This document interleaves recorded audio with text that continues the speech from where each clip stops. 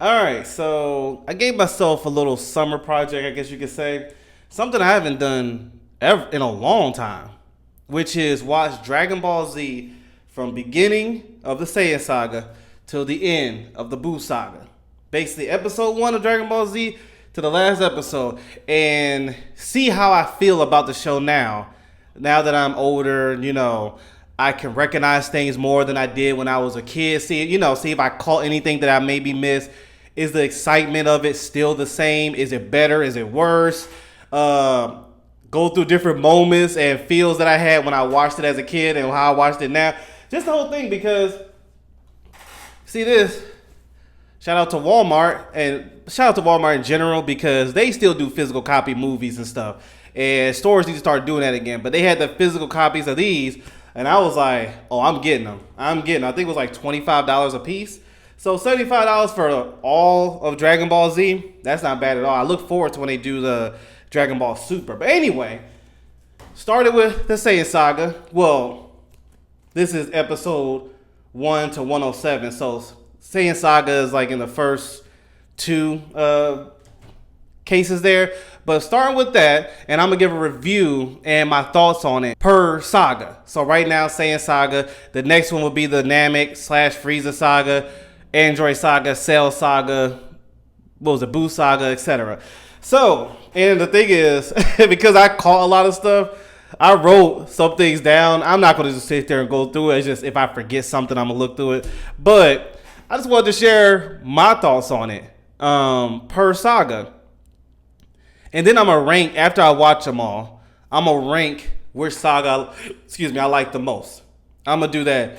I will say before I watch this, my favorite sagas has always been, again, before rewatching it, the Frieza saga, because that moment when Goku turned Super Saiyan has always been iconic for so many reasons.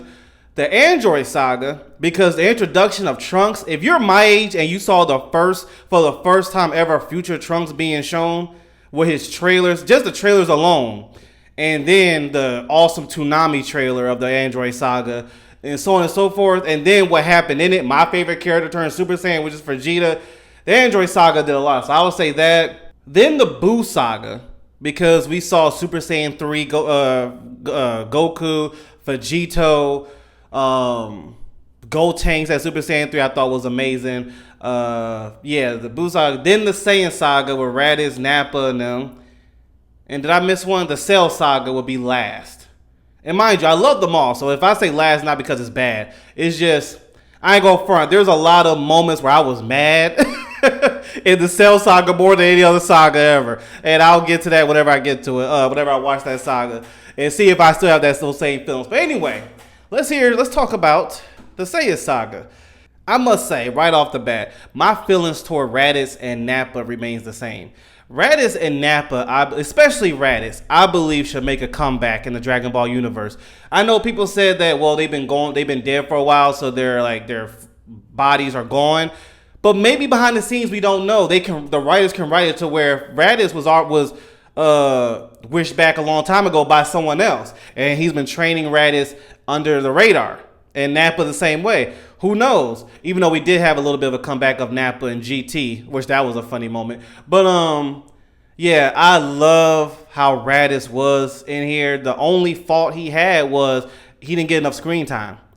But when he was there, and even watching it again, I still have the same feelings toward where I wanted more of Raditz. I wanted him to come back. Whether the Android Saga, Cell Saga, something like that, where he gets that treatment like Vegeta got. You know what I'm saying? Where Vegeta now, his character arc grew after the Saiyan Saga. I wish Raditz got the same thing. I wish they would have shown Raditz and Goku's relationship, and maybe Raditz turns good. Because I would have loved, the same way Broly and Super is now on the good side, I would have loved to see Raditz have a good character arc.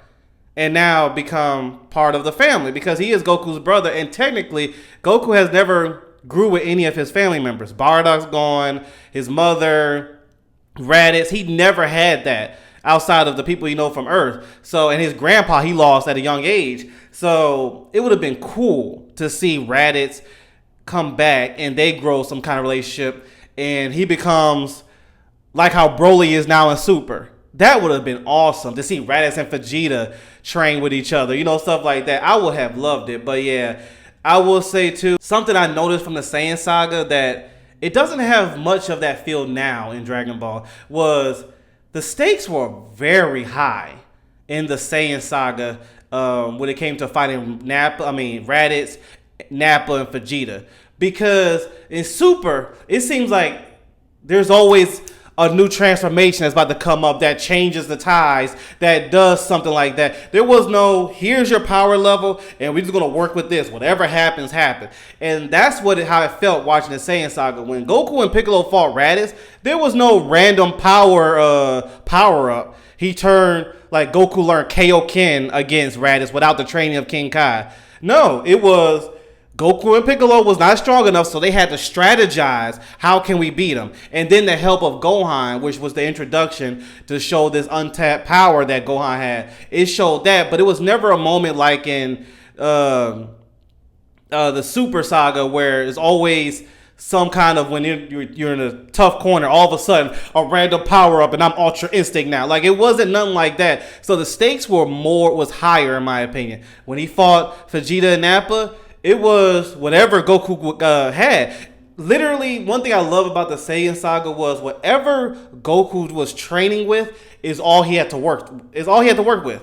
Whatever he was training in, he had to work with that. It was no random power up. In a way, I like that. I don't mind every now and then to be a random power up like the Frieza saga where he became Super Saiyan, but I like it to where there is no, I guess you call it plot armor for the good guys. And even for the bad guys too, I don't want that to happen just randomly. You just go, they get power-ups too, as much. Like, I don't mind it, but as much. The Gohan situation against Cell was earned because it was building up to that. The turning Super Saiyan was earned, but it seems like now there's always some type of new transformation to change the tides. And it's like, okay, the threat don't feel as threatening. I guess you could say that because it's like here comes something's going to happen, some kind of transformation. I do respect in the Super Saga because I know I'm giving a little flack to the Super Saga, so I do want to give credit to this. When it came to the Tournament of Power, it wasn't some random transformation that Jiren had when he was losing the Ultra Instinct. You know what I'm saying? It was the wear and tear on Goku's body, which he was warned about. So I do respect the writing there, and I respect the fact that it wasn't Ultra Instinct that won the battle. It was the duo of Frieza and Goku with the help of Android 17 and like how that turned about. I do respect that. But you know what I mean when it comes to these transformations. When it came to fighting Raditz, it was what you had, and just deal with it. When you fought Nappa and Vegeta, it was what you had. The only one who had transformation was Vegeta because he had the tail. But that was earned because he's always done that. So, yeah, that was one thing I did like. The intensity while I was watching that Saiyan saga, even though I knew the outcome, it was more intense to me. Because even knowing what happens, I was still sitting like, how are they going to get out of this? Goku, don't be a fool. You grab his tail because Raditz was the one who was weak with the tail. Stay there. Don't fall for Raditz, trying to kiss up to his brother. No, let Piccolo finish it. You know what happens after that. And to see the birth of the power of Gohan. I thought that was really awesome. But yeah, hashtag bring Raditz back. I would love to see more. And I know he can be here. He can be in the universe. They can do some side story to where he was wished back. Long time ago before his body, his body wasn't available to be reborn. Something could have happened. But yeah, now, I will say this. And I understand his age. Before y'all go right in the comments saying his age. I understand Gohan's age, but that whining, bro, oh man. It can get on your nerves. It can really get on your nerves. His whining starts from the beginning of the Saiyan saga. There's no ending. It continues on. I was about to say but no, Gohan was whining until the Frieza saga. The Namek saga or whatever. Bro, from something so small where Gohan is lost and the way he was crying for Goku. Again, I understand that he's his age. I understand. But I guess the fact he just kept going. Like Raditz had a moment where he was sick of Gohan's whining, and I was like, I'm with you there, Raditz. Put him in that little room and shut him up, please. Because that, oh my goodness. From that situation to when he was traded with Piccolo to the fight Nappa and Vegeta. I love Gohan, but I guess the fact that it was happening so much, it was like, can you stop whining? But let alone, I understand why. But there is someone I really want to talk about that was in this saga that is in the back burner that doesn't get talked about enough. Hold on one second. All right, I'm back. Sorry, I had to turn on the air. It was getting hot. But someone I really want to talk about, and I didn't realize how big and bad this dude was. Not to this extent until I watched it again. It was Nappa. I love Nappa, bro. I used to just like him. I thought he was cool. Now watching him again, that dude was menacing. Really stupid. Like there's moments where he was fighting the Z fighters to where I was like, Nappa's way stronger than them, but Nappa still could have died. If Vegeta didn't help Nappa stop being careless, Nappa would have been died before Goku even showed up. But outside of that, bro, he was his comedy was on point. It was very savage, but his comedy timing was on point. He was a lot better than I thought. All right, dude, the situations he had. And I was like, bro, that Gohan is a kid, bro. Why you gotta say that? But he just didn't care. He is exactly the dark side of a Saiyan.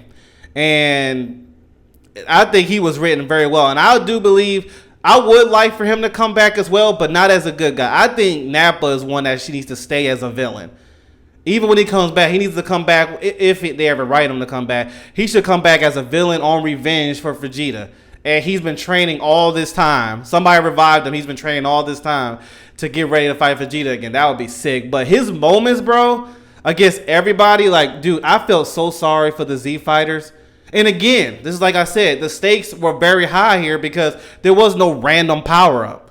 Unless, there was no random Piccolo and Kami fused out of nowhere or something like that. Gohan turned Super Saiyan. No, it was whatever the Z fighters had in their training. That's all they had. And even for the villains didn't have any either. And I like that. It makes, like I said, it makes it more intense. But man, dude, I felt so sorry for the Z fight, all that training, and for Yamcha to go the way he did, and for Vegeta, bro. I love Vegeta. He's my favorite character. I forgot about that one line he said when Yamcha died, when Krillin was crying over Yamcha's body. And he was like, Nappa, let's relax. Let him take the time to get this trash off the floor. I was like, dude, that's good. I'm just dead, bro. Goodness gracious. But the dark side of a Saiyan, they don't care. But yeah, Chao Su. If you think about it, watching it again, the Z Fighters did some life-threatening moves against Nappa, and it didn't even scratch him. Like Chao Su blew himself up. And the thing was, they made that scene so dramatic. The way where Piccolo's like, watch Gohan honor his sacrifice, and Chao Su's talking to Tien like basically I love you, all this other stuff, all this drama, and for Nappa trying to get him off him and all that stuff, all for Chao Su to explode, and nothing happens. I was like, Dragon Ball, and I thought about it too, because it's not just Saiyan sagas, other sagas. Dragon Ball Z is really good in making something very dramatic and impactful just for it to do nothing. Literally. I was like, even Tien, it was like, bro, at least Tien like ripped some of the armor off, but Nappa was a villain. That's the best description. He is a villain. He ain't no villain with a redemption arc. He is that dude. And I think he was done with watching it again. I loved him as a villain. I hope if they ever write him to come back, he comes back as a villain. Just more threatening.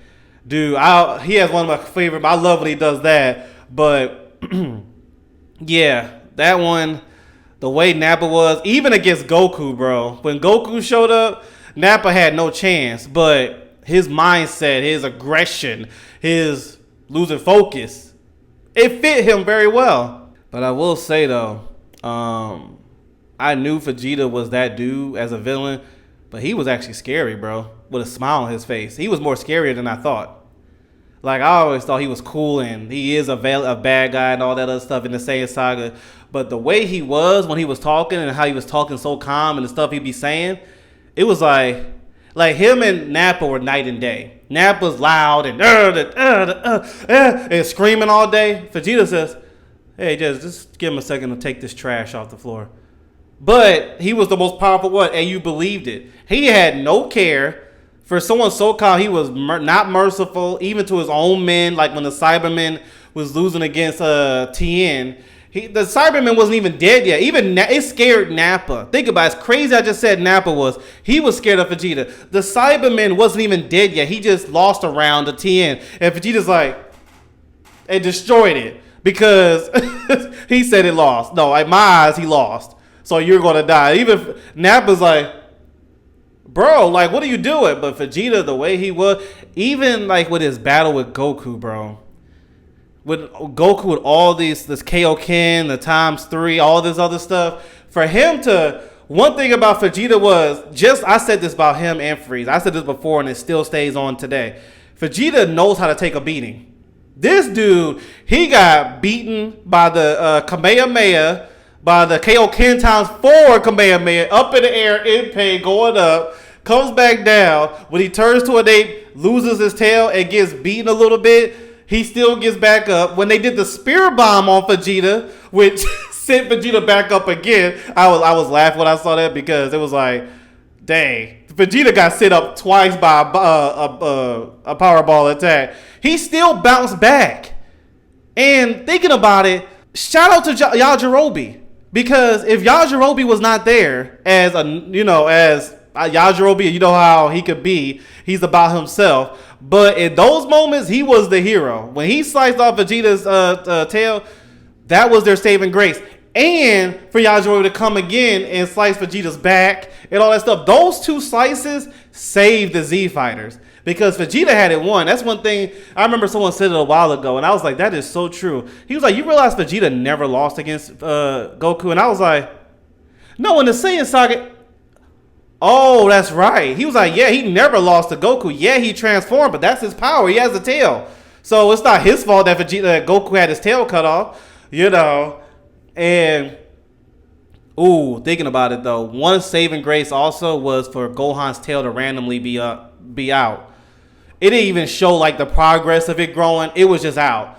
And it really made me sit there. I was like, is that crazy plot armor? You mean to tell me your tail grows that fast?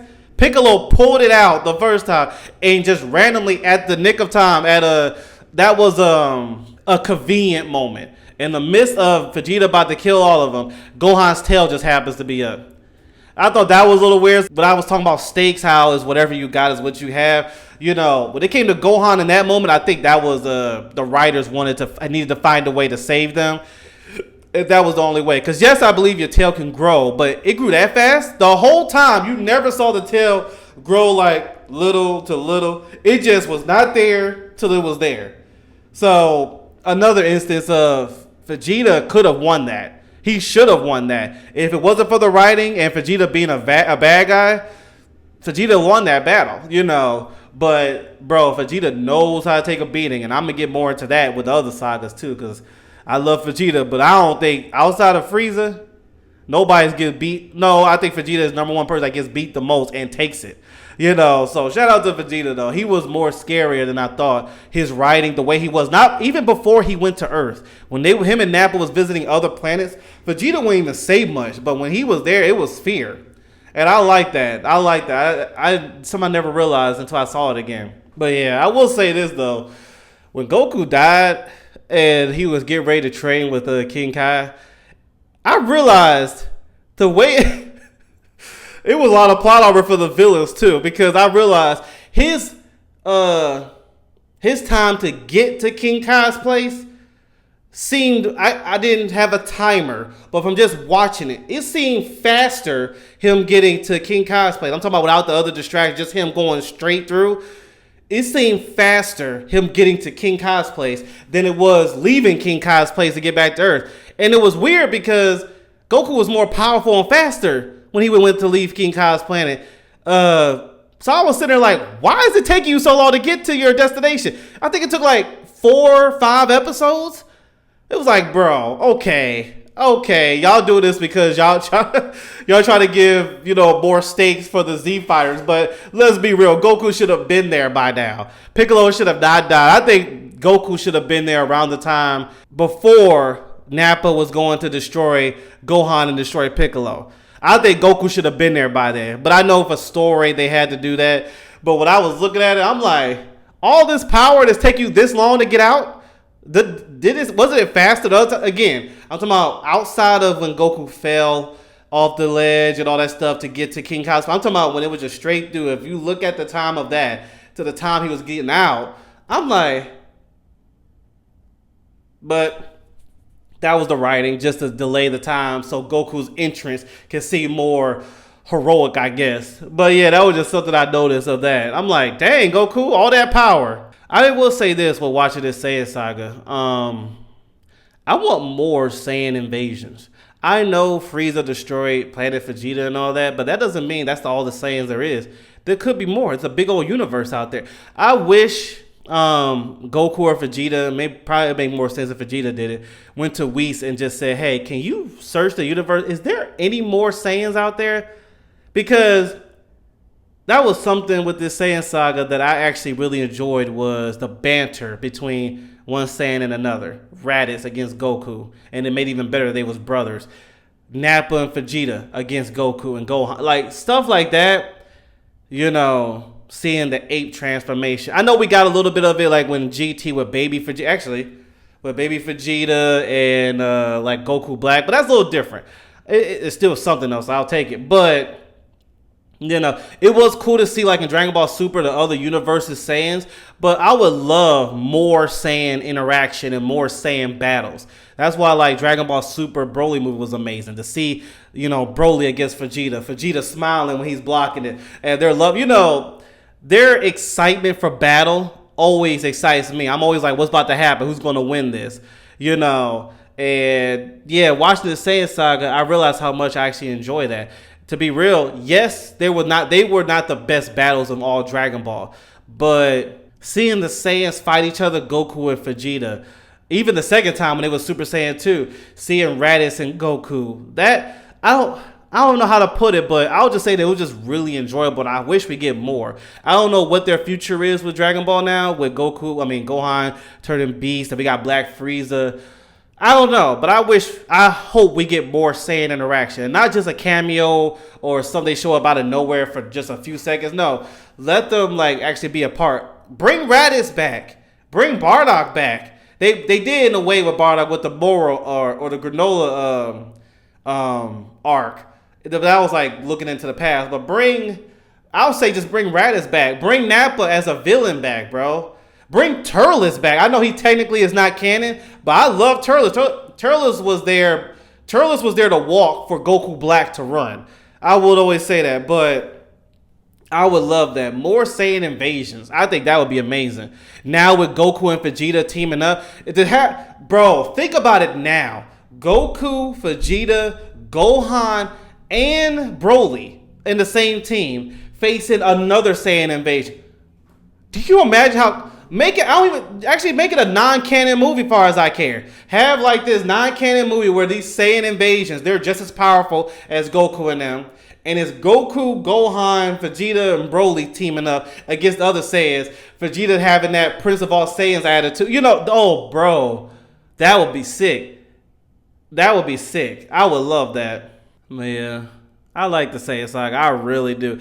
It actually, watching it again, made me love it even more. That's why I was rewatching. I was like, let me just watch it from beginning to end and see how I feel now. Because I'm 34. I've been watching Dragon Ball Z since a long time, little kid. Shout out to my cousin Brian, rest in peace. And I always have love for it, but I always wondered if I rewatch it again, will the love for it or even excitement of it go up or will it go down?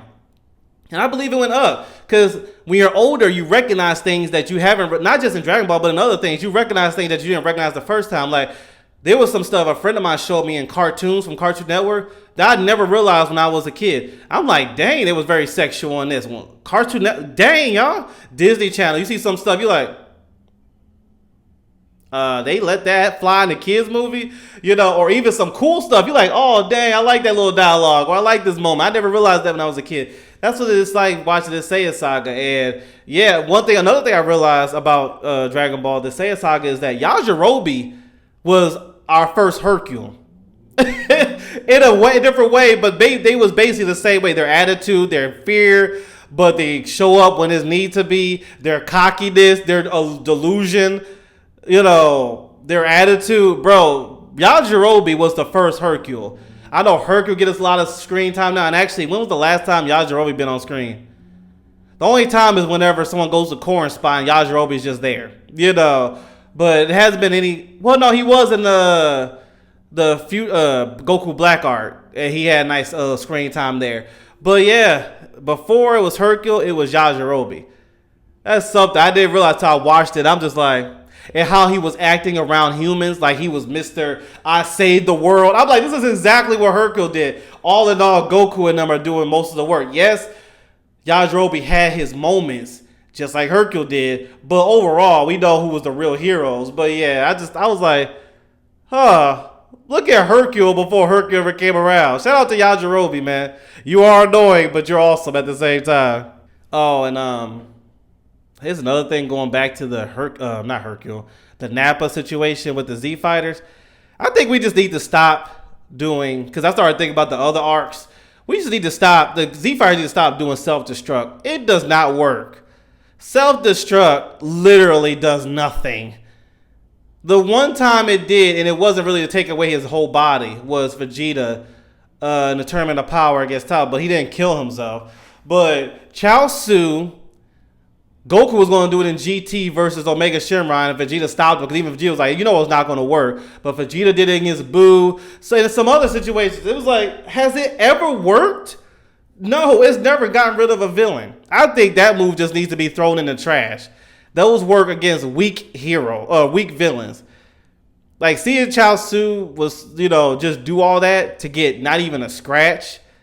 To see Vegeta sacrifice himself in the Buu saga to get nothing, just to, Buu it was just a Monday for him. He just regenerate. It was like, okay, I think we need to put self-destruct to rest. I'm just saying. But yeah, and this is the start of Vegeta's arc.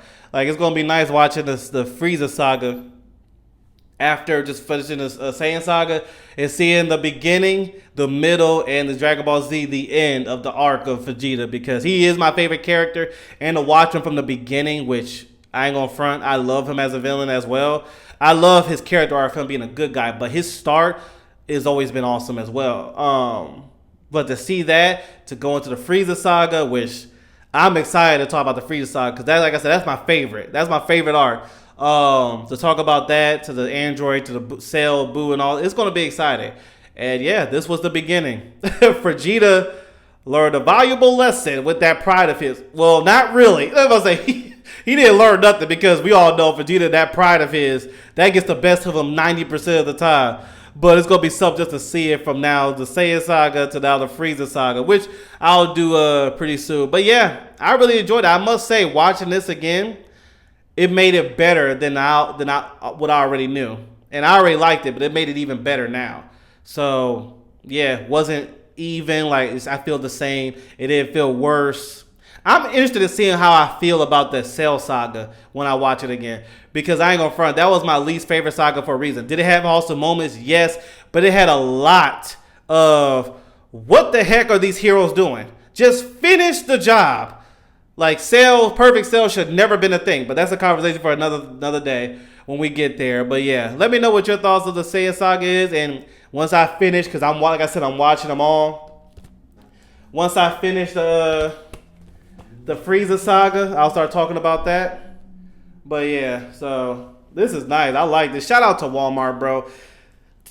Stores, bring back physical copies and stop playing. Like, stop playing, bro. Those are, like, come on now. Everybody ain't trying to do digital. I'm not a digital person. Do I have some digital stuff? Yes, but that is, no.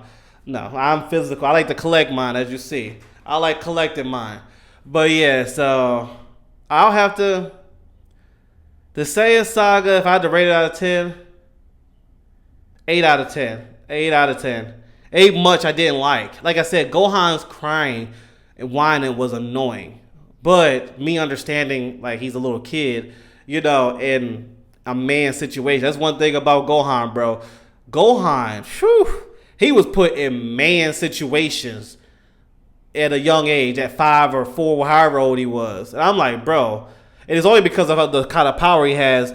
Being the son of Goku, I ain't gonna front. Being the child of Goku, of Kakarot, whatever, has its blessings and its curses. Blessings because you got this power. You have a father that will give up his life for you. You're a Saiyan and all this other stuff. It has its perks. It has its curses too.